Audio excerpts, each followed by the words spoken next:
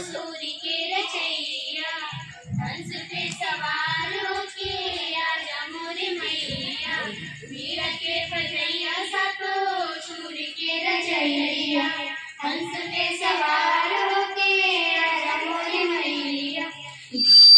हजारों वंदनाने सुनी रे मैया, सारे